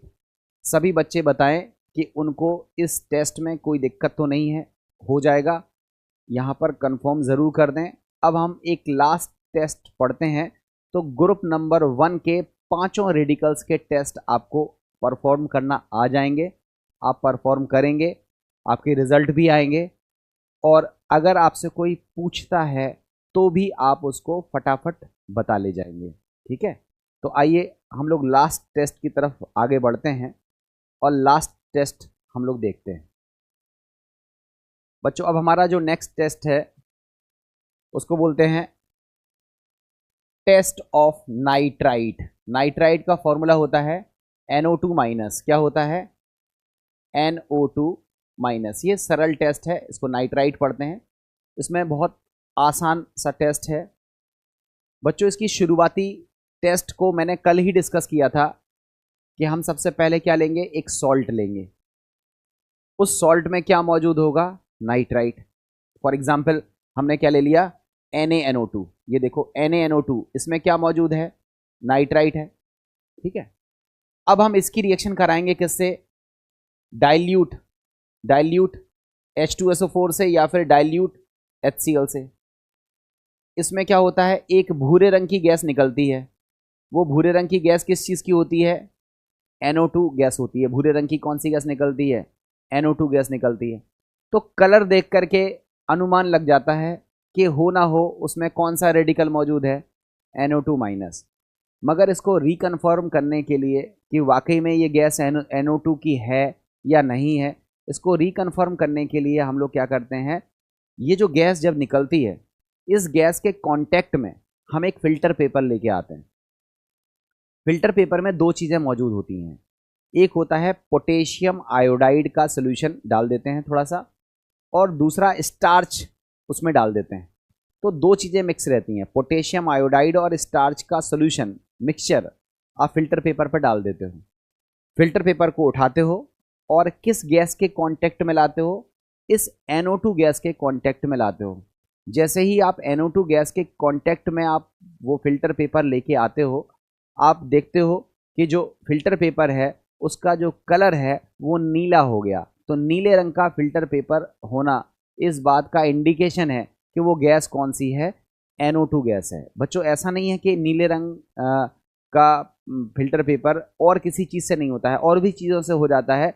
बट दो अनुमान लगे, एक तो भूरे रंग की गैस निकली, वो भूरे रंग की गैस अपने आप में एक यूनिक टेस्ट है NO2 माइनस का, मगर उसको रिकन्फर्म करने के लिए हमने स्टार्च और पोटेशियम आयोडाइड के मिक्सचर से भीगा हुआ फिल्टर पेपर टच कराया, तो उस फिल्टर पेपर का जो कलर है वो नीला हो गया। क्यों हो गया, उसका तरीका देखो, मेथड देखो, रिएक्शन देखो, समझ में आएगा। देखो हमारे पास सॉल्ट था, हमने डाइल्यूट H2SO4 मिलाया, यहाँ से रिएक्शन के बाद गैस निकली। गैस थी कैसी, भूरे रंग की गैस थी, तीव्र गंध वाली। इसके कांटेक्ट में हमने क्या लेके आए, पोटेशियम आयोडाइड और स्टार्च से भीगा हुआ फिल्टर पेपर, और हमारा जो कलर है वो कैसा हो गया, ब्लू ब्लैक हो गया, नीला काला हमारा कलर हो गया। और इस कलर का डेवलप होना इस बात का कंफर्मेशन है कि हमारे में कौन सा रेडिकल मौजूद होता है, NO2 माइनस मौजूद होता है। तो बच्चों इसकी केमिस्ट्री देखो, NO2 गैस जो निकल रही थी ये पहले पोटेशियम आयोडाइड के साथ रिएक्शन करती है, रिएक्शन करके उसे I2 में ऑक्सीडाइज कर देती है, और ये जो I2 गैस है वो स्टार्च के साथ रिएक्शन करके कौन सा कलर डेवलप करती है, नीला। जब बहुत ज़्यादा गहरा नीला रंग होता है तो वो काला जैसा प्रतीत होता है, इसलिए किताबों में ब्लू ब्लैक कलर आपका दिखा दिया रहता है। वो ब्लू ब्लैक कलर का मतलब है कि इतना गहरा डार्क नीला रहता है कि वो काले जैसा प्रतीत होता है, और इस टेस्ट को अपन लोग कहते हैं नाइट्राइट का टेस्ट। तो बच्चों आपने देखे सारे टेस्ट, जिसमें ग्रुप नंबर 1 के टेस्ट मैंने शामिल किए। हमने ग्रुप नंबर 1 में क्या किया, सॉल्ट लिया और उसका रिएक्शन किससे कराया, डाइल्यूट H2SO4 से। अगर कार्बोनेट होगा तो गैस कौन सी निकलेगी, CO2। अगर सल्फाइड होगा तो गैस कौन सी निकलेगी, H2S। अगर सल्फाइट मिलेगा तो गैस निकलेगी SO2। अगर सिरके जैसी गंध वाली गैस निकलती है तो वो बताएगा एसीटेट के बारे में, और भूरे रंग की गैस अगर निकलती है तो बताती है वो नाइट्राइट के बारे में। तो बच्चों ये टेस्ट थे ग्रुप नंबर 1 के टेस्ट। अब बच्चों हम लोग ग्रुप नंबर 2 के टेस्ट को नेक्स्ट वीडियो में कवर करेंगे। आप सभी लोग इतने टेस्ट को अच्छे से पढ़ लीजिए, टेस्ट को थोड़ा सा लिख लीजिए, जिससे आपको टेस्ट और उसकी केमिस्ट्री समझ में आ जाए। उसके बाद लैब में जा कर के आप अपने प्रैक्टिकल्स कर सकते हैं, तो आपको रिज़ल्ट समझ में और अच्छे तरीके से आएंगे। और अभी जब मैं आपको प्रैक्टिकल कैसे लिखे जाते हैं उसका तरीका बताऊंगा, तो उस लिखे हुए सेगमेंट को भी समझने में आपको बड़ी आसानी रहेगी। तो मैं उम्मीद करूंगा कि आप लोग वीडियो को, जो सीरीज़ चल रही है, सीरीज़ को ब्रेक नहीं करोगे। कुछ ही वीडियोज़ में मैं एसिड और बेसिक रेडिकल्स की कंप्लीट केमिस्ट्री डिस्कस कर दूंगा, और आपको फिर कोई दिक्कत नहीं होगी इस प्रैक्टिकल्स को समझने में। तो उम्मीद कर रहा हूँ आज का वीडियो आपको अच्छा लगा होगा। अपने दोस्तों तक इसको ज़रूर पहुँचाएँ। अपने जो टीचर्स अगर मेरे इस वीडियोस को देख रहे हैं तो मैं उनसे रिक्वेस्ट करूंगा कि आप अपने स्टूडेंट्स तक भी इनको ज़रूर पहुंचाएं, उनको बेसिक केमिस्ट्री समझने में मदद मिले और फिर जब आप उनको लेबोरेटरी में प्रयोग कराएं तो बच्चे आसानी से इसको सीख सकें। इसी उम्मीद के साथ थैंक यू वेरी मच।